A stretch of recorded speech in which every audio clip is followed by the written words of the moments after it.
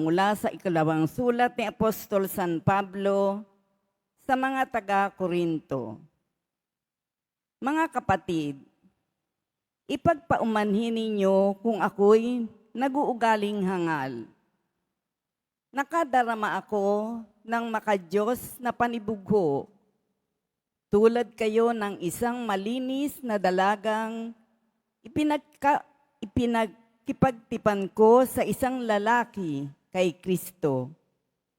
Ngunit nag-aalala akong baka malaso ng inyong isipan at mailayo kayo sa tapat at dalisay na pananalig kay Kristo, tulad ni Eva na nilinglang ng ahas.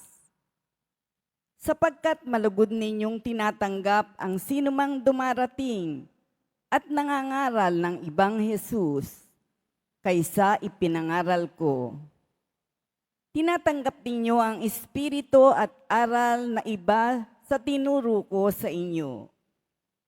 Palagay ko namay hindi ako huli sa magagaling na mga apostol na iyan.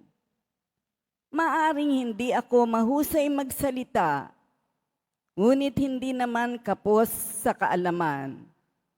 Ipinakilala ko ito sa inyo sa lahat ng pagkakataon. Ipinangaral ko sa inyo ang mabuting balita, ngunit hindi ako humingi ng kabayaran. Ako'y nagpakaaba upang mataas kayo. Masasabi bang kasalanan ko ito? Ibang simbahan ang nagbigay ng mga kailangan ko noong ako'y naglilingkod sa inyo. Wari bang inaagawan ko sila? Matulungan lamang kayo. At nang ako'y kapusing diyan, hindi ako nakabigat kanino man sa inyo, sapagkat dinalhan ako ng tulong ng mga kapatid sa Macedonia. Mulat sa pool ay iniwasan kong makabigat sa inyo ng anumang paraan, at iyan ang gagawin ko habang panahon.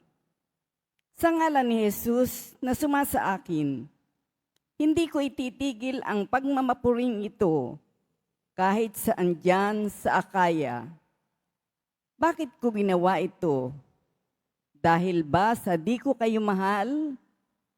Alam ng Diyos, mahal na mahal ko kayo. Ang salita ng Diyos. Salamat sa Diyos.